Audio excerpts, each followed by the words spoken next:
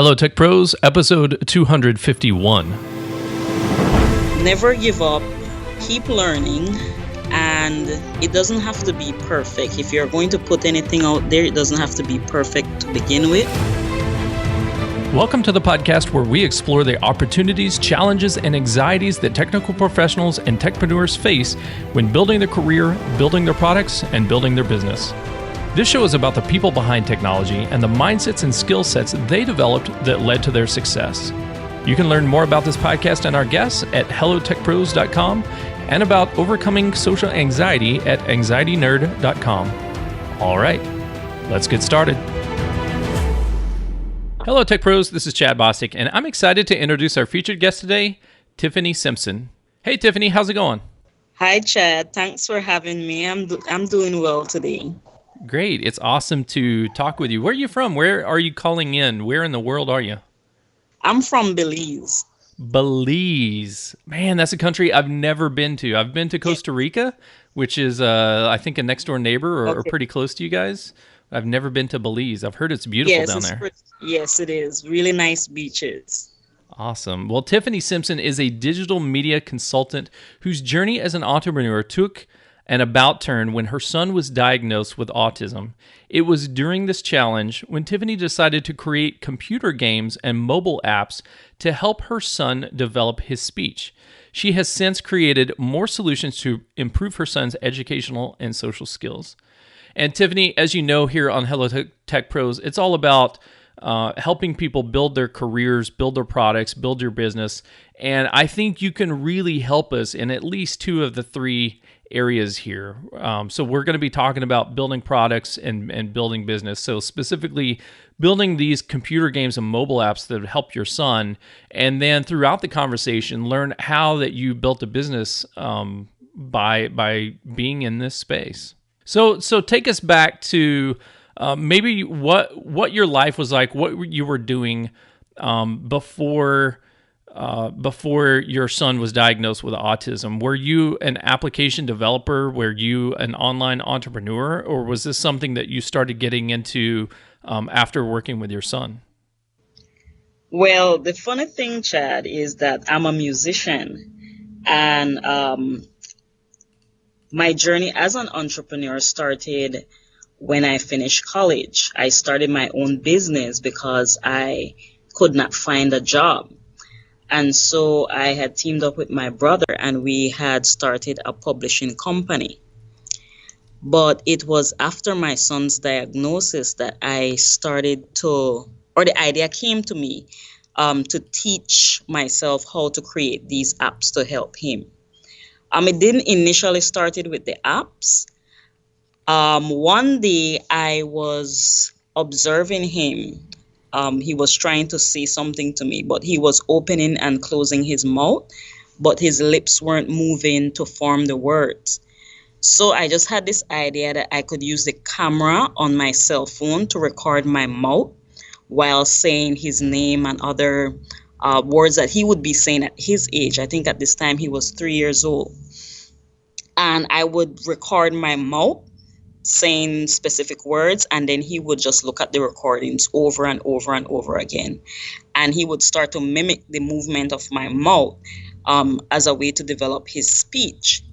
But then once he started school, he was not able to differentiate the structure of the questions he was asked. So for instance, if he was asked, what is the name of your school? He would say his name. So he was only processing the word name in the sentence. So I started to teach myself to create these apps so that I could show him the different variation in sentence structure and questions, just to help him to develop that part of the brain that wasn't really comprehending what was being asked of him. Wow. So you really jumped into this from the perspective of just a mom trying to help her kid, and you didn't have like software development background. You weren't an app developer that started helping your son. You were just a mom trying to help her kid, and you started with, okay, I'm going to record videos of myself, of me saying his name and saying different words. He's just going to watch the videos over and over. And then you expanded it to, okay, now there are other solutions that we can come up with that can help my son. How can I build them? How can I buy them? How can I get them out there? So, what was your first step into the journey of learning in this space? Did you buy some books and start learning how to program? What was the steps that you took? No, I started with YouTube, Mm-hmm. and it was very amateurish. I used YouTube and I used Adobe Flash Professional. And so I started with the little Flash games. Mm-hmm. And then I just kept expanding and expanding and learning how to develop the applications, how to use different tools. I can't remember all the ones that I started using, but I would just learn what I needed to know to build that particular solution for him. Man, I love that, Tiffany, because I talk to a lot of professional software developers every day, just about every day. And so many people that I've talked to, including myself in various stages of my career, sometimes people struggle with this imposter syndrome and they say, I'm not good enough to develop an app. I need to study more. I need to go back and get another degree. I have to really learn and train before I can go out and start building an app. And you took it from the opposite perspective. You're like, okay, I have to build this app for my son because I'm solving a real world problem and I don't need it to be perfect. I don't need it to scale to 1 million users, right? I don't need it to be professionally QA'd and tested. I just need it for my son so that it can help him. And I think that's a wonderful perspective because so many technical professionals get really tied up and really struggle with the fear of just doing something small, starting small and building from there. So what was the first reaction that your son had? Like the first app that you built for him? What was that app like, and then how did he react to it?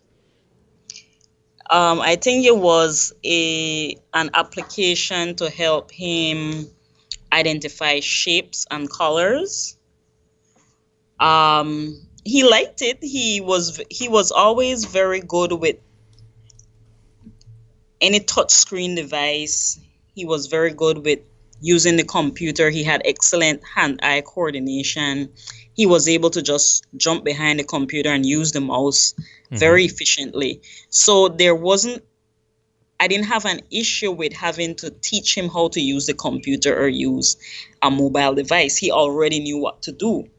It's just that part of his brain that dealt with his speech and his comprehension, it seemed as if though it wasn't developing at the same rate as his mobile skills. Mm-hmm. Yes. Okay, so that's fantastic. So you built him an app where it was touchscreen enabled, and he could click on some shapes and some colors, and Yes. it would say the word, or it would teach him about those shapes and colors. Right. Gotcha. And so you started small with just like, okay, I'm gonna do some YouTube. I'm gonna look up how to build an app. You found Adobe Flash Professional and the Flash applications and started building some of those. Yes. At what point did you say, you know what, I've learned a lot of stuff here and I've built some amazing stuff for my kid. Like now is time that I could start helping other people and I could start building this into a business?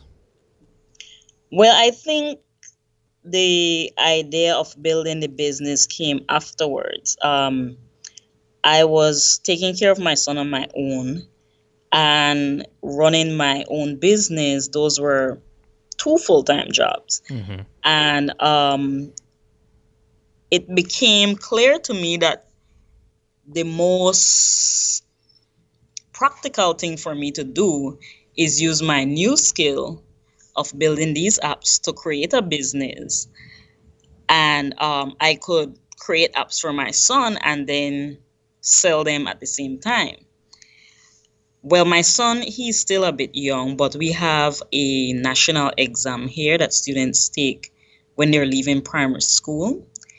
And so I decided to create an app for that exam to help the students to prepare. But before I created it, I went out and I pitched the idea to parents and asked them, if it's something they would buy and how much they would spend on it before I even started to produce the application. And so it had,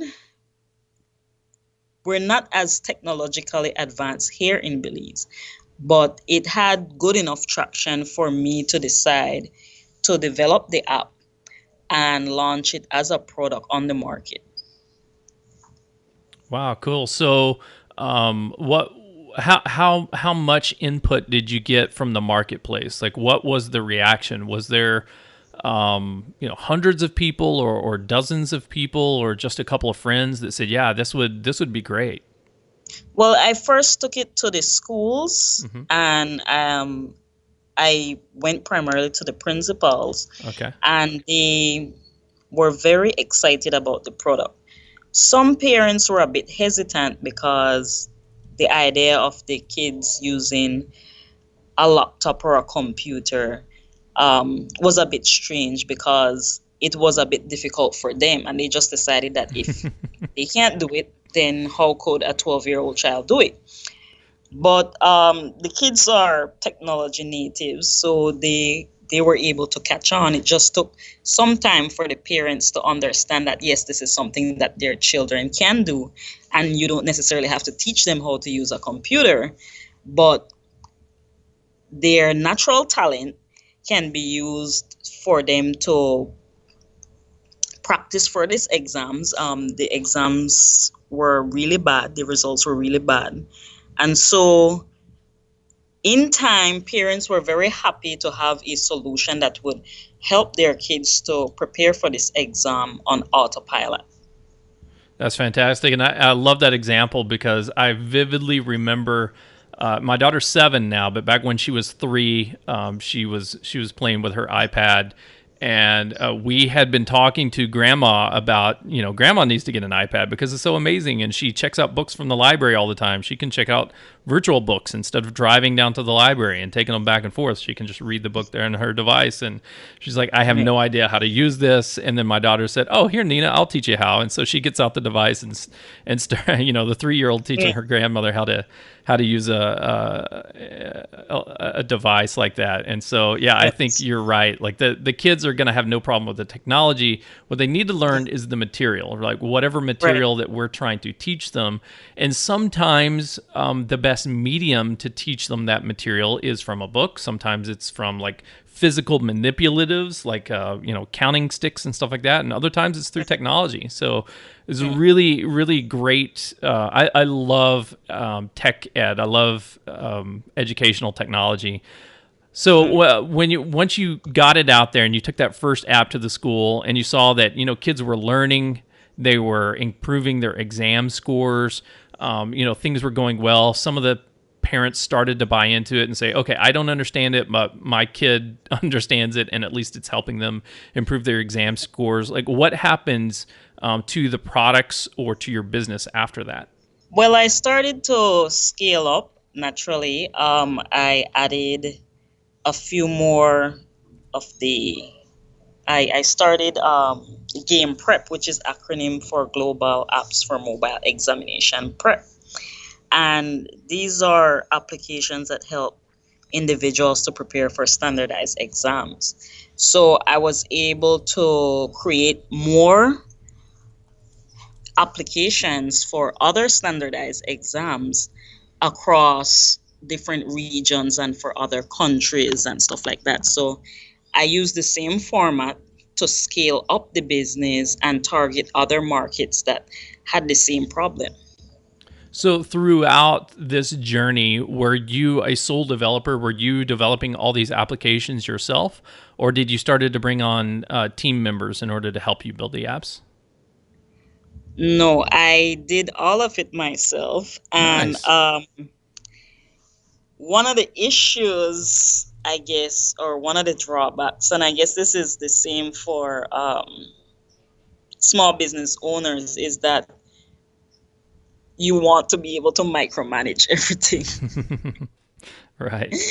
Yeah, so I'm still struggling with that. I do a bit of outsourcing when it comes to content development, or getting somebody to find the content for me, but I still pretty much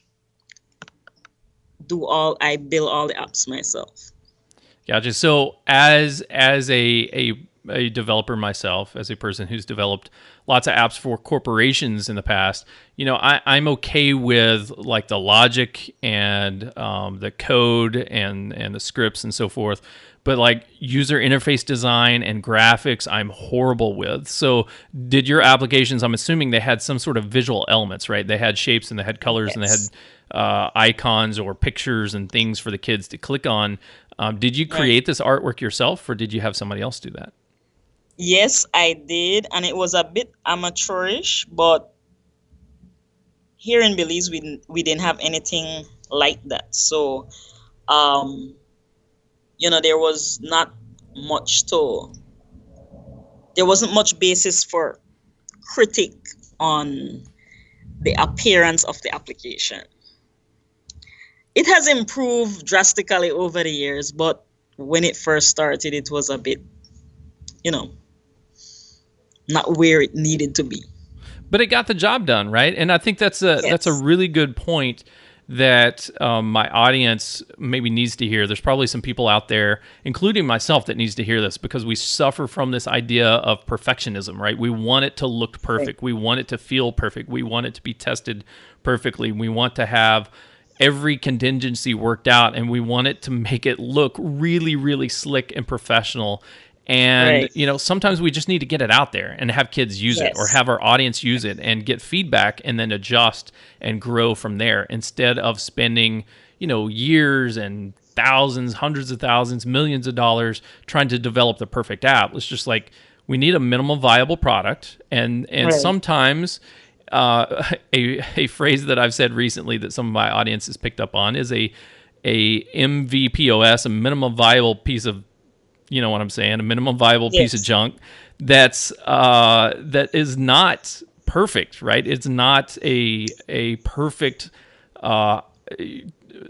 crafted by a team of 1,000 different engineers and designers. It's just like a DIY, do it yourself, put it together, and then get it. Most importantly is get that MVP into the hands of some actual users who are going to use it and test it and give you feedback. So once you started building these applications, okay, you got the one application to help your kid, and then you got more applications to help some of these standardized tests, and then you started building a suite of apps to build standardized testing resources and materials. It seems like things are growing very quickly and very fast. What was the time period between the first app that you created for your son and when you started rolling out multiple apps for standardized tests?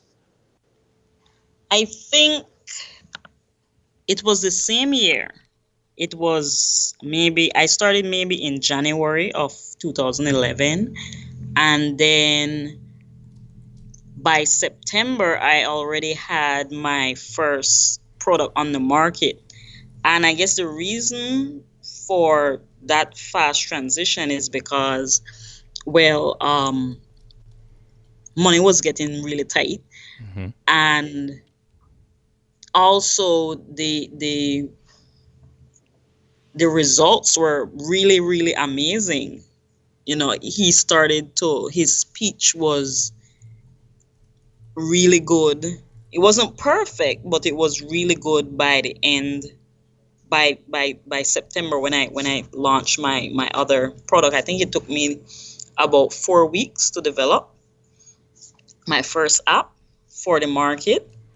But at the beginning of the year, in January, my son was babbling. He wasn't saying any words audibly. His only audible word was yes. Mm-hmm. And then by September, he was saying his ABCs. And, we were getting some results. Man, that's so inspirational.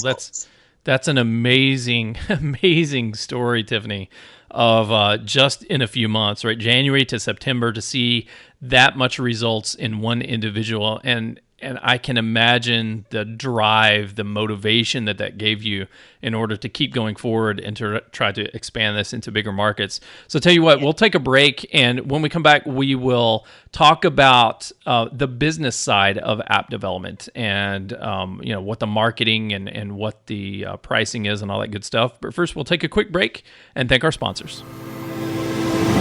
This episode of Hello Tech Pros is sponsored by you, the audience. Instead of looking for new corporate sponsors, I've decided to adopt a pay-per-value model. What that means is you decide on how much I get paid. If you're just browsing and have yet to get value out of the show, don't feel obligated to pay a darn thing. However, if this podcast does its intended job of helping you build your career, build your products, or build your business, consider becoming a sponsor on Patreon.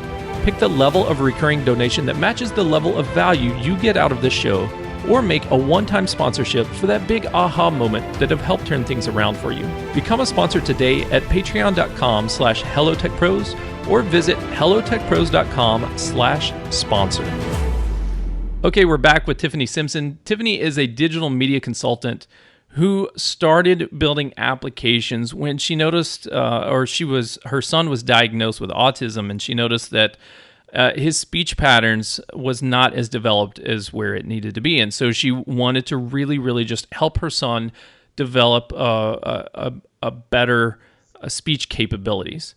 And so she started building some applications specifically for her son. And then that was in January. By September, she had a fully functional application that was ready to launch on the market. That first app took 4 weeks to develop. And along that journey from January to September, her son really increased, right? Really got a lot better in his speech, right? So he was kind of babbling. He could only say one word, and then by the end of September, man, he was saying all his ABCs. He was speaking multiple words. A lot of progress. So once you took those results and you took that first application to those principals and showed it to some of the other teachers and educators, and you're like, okay, I have a product. How did you go about on the business side of taking this application that you had built for your son and taking these applications that you have kind of prototyped for schools and really started marketing them and selling them to the schools? Were you selling them to the school systems, like to so it would be available for all the kids in the school, or would you sell it to individual parents? How did the marketing and the business side of these apps work? Okay, well, there are several things I did, and I will tell you what worked and what I could have done differently. Okay. Before I launched the product, it was on CD-ROM. This was a software that they could use on their desktop or computer, but I had a hard lock system on the application, so that if a customer buys the product, they're able to get a license that unlocks the product on their computer only. Mm-hmm. In Belize, we have a population of 360,000 people, and everybody knows everybody. And we have a bootleg culture here. Okay. So that was one of the things I put in place to ensure that one person wouldn't buy it and then everybody in the country would have it afterwards. Mm-hmm. One of the things I didn't do initially was to tie my personal story as a way to brand my product. I was still a bit embarrassed about my son having autism, not because I wasn't supportive of him, but it's still a big taboo here in Belize. I think people are just now opening up to what autism is and special needs and things like that. But I was afraid to connect the results I got with my son to the reasons for me building the application. And I think that probably slowed down or did not catapult my business the way it could have, because, I wasn't able to, connect with people in Right. So terms of, yeah, you were trying to connect on the potential, like, hey, right, yeah, if a child had XYZ, right? If some random kid had autism, if some random kid was struggling with learning this material, then this is an application that could help, as opposed to saying, hey, my son has autism and autism, my son yes, struggled in these areas and these are the types of problems that he's had, and this is how specifically my software helped my child specifically, right? And here's this picture and here's the yeah, story, to really like improve, and here's the improvement that we saw yeah, at home. yes. Well, the thing is, I didn't know anything about autism. It was new to me. It was a parent who has two children with autism. He told me, your son is autistic, and he gave me the name of a doctor to go and see. And it took me about 2 weeks before I went to get the diagnosis, because I knew once I got the diagnosis, it's something I'd have to deal with. And I did some research online, and it seemed to be all doom and gloom. And it's not, and everybody that or all the families that talk on these forums, their biggest issue is that they don't get support from anybody and they don't know what to do, and it just seemed a bit depressing, and it's a far cry from my unapologetic optimism. So it took me a while to say, okay, well, I'm going to go and find out if in fact he is autistic. I was telling myself he was tight tongue, and then more time passed and he wasn't talking, and then the few words that he knew he started to forget, and he seemed to not be able to comprehend when I was trying to speak with him. And he had some wild tantrums because he was so frustrated, not being able to express himself verbally. So it was just really messy. And then, given my circumstances, I'm a single mom. So it just made it seem like I was the single mom who didn't know what to do. And it was a really, really messy situation. So once I got the solution on the market, I didn't want to talk about the mess that I had been enduring for, all these months. Well, it's very personal, right? And it's very vulnerable to put yourself out there, especially in a small community where your family and your friends and your neighbors, right? There's this fear of judgment, this fear of everybody's going to think I'm a horrible mom, or everybody's going to think that I'm a horrible person, or they're going to think that my child, oh my God, if people thought my child was a problem or something, that would so devastate and hurt me as a father.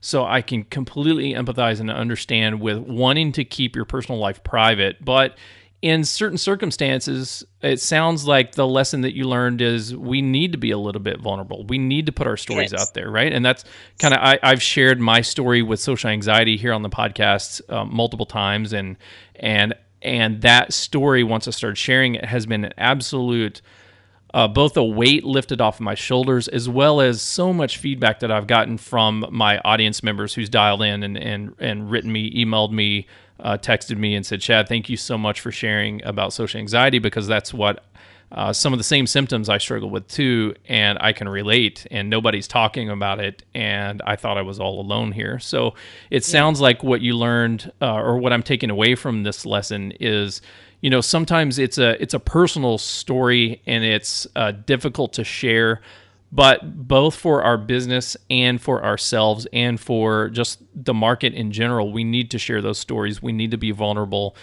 because we're trying to connect with real humans, right? The customers that we're trying to connect with are real humans who are struggling with some of the same problems and same challenges that we have learned how to overcome. So if we can share our challenges and share our the all the problems that we've overcome, or all the horrible stories that we've had along the way, then we're going to connect to our customers a lot more. Right. Cool. So that was my takeaway from this conversation, Tiffany. If you have any final words of wisdom to share for the audience, please do that, and then share with us the best way that we can connect with you, and then we'll say goodbye. Yeah. Okay. Well, I guess I would want to say to never give up on your dream, and that is a bit cliche, and of course it's not. It doesn't define any set of logical steps. But the thing is, once you give up, then the possibility of the dream ever coming true goes along with giving up. So never give up, keep learning, and it doesn't have to be perfect. If you're going to put anything out there, it doesn't have to be perfect to begin with, but your audience, your customers, they need to be able to use it. And that's important. And once you get your foot wet, you won't. The rest is history. Fantastic. And where can we connect with you? Yes, the best place to connect with me is on Facebook. I guess I'm always on Facebook. You could just search for my page, Tiffany Simpson, and you could send me a message, or you can post to my wall, whichever works for you. Great. We will link that up in the show notes page. So I think this is episode 251. So if you go to hellotechpros.com/251, we'll have all the key takeaways and all the lessons learned and all the resources that we've been talking about on this episode, including the link to Tiffany's Facebook page. I'm assuming there's a lot of Tiffany Simpsons out there. It sounds like a fairly common name, so there's probably a common name. So, yeah, there might be 2 or 3 Tiffany Simpsons out there. So we'll link to the right Tiffany Simpson. In this case, Tiffany, thank you so much for sharing your story of your son and yourself, and building your applications, and sharing that with me and my audience today. Sometimes I struggle with some of the same things that you have in the past, with wanting everything to be perfect, with trying to hide who I am, and some of the challenges that I've overcome, and it's embarrassing, and it can be difficult, right? It can be difficult to be that brave. So thank you for being brave and sharing that story with us today. I really, really appreciate it. Well, thank you for having me. It was my pleasure. You bet. Tech Pros, if you have a product that you have been building or working on, or a business idea that you have been kind of tinkering around with in private for a long time, listen, you have to get it out there. I have struggled so many times with a fear of less than perfection. Not the fear of failure, just the fear of less than perfection, that people are going to judge me based off of the imperfection of my products, right? They're going to say, oh, this logo is horrible. The colors are ugly and they don't complement each other. The visual design is disgusting, and you need to stop building UIs, right? And I fear that is the product going to hit the nail on the head the first time out of the bat, the first time out of the gate, or not? And I've also had the fear of sharing any personal details about myself, or sharing any details about my business or my product ideas, because I'm afraid of people are going to steal it, or they're going to judge me, or whatever. Listen, we have to get past that. Like Tiffany said, it's more important that your audience can use your application than it is that it's perfect, right? So once they use it, then they're going to start paying for it. Once they start paying for it, they're going to give you feedback on how to change it, and then you can evolve it over time. The most important thing is launch it, get it out there, get it in people's hands so that they can start using it.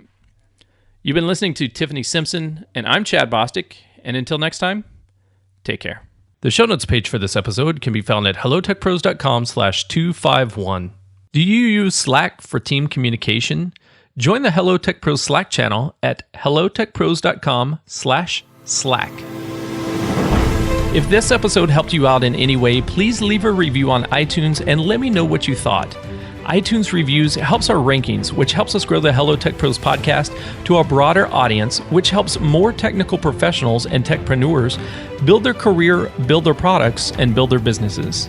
If you are a subscriber and get repeat value out of this show, consider becoming a sponsor on Patreon. The information on this podcast is free to everyone, but I'm giving you the opportunity to pay for the value you get out of it, starting as little as $1 a month. Pledge your support today at patreon.com/hellotechpros or visit hellotechpros.com/sponsor.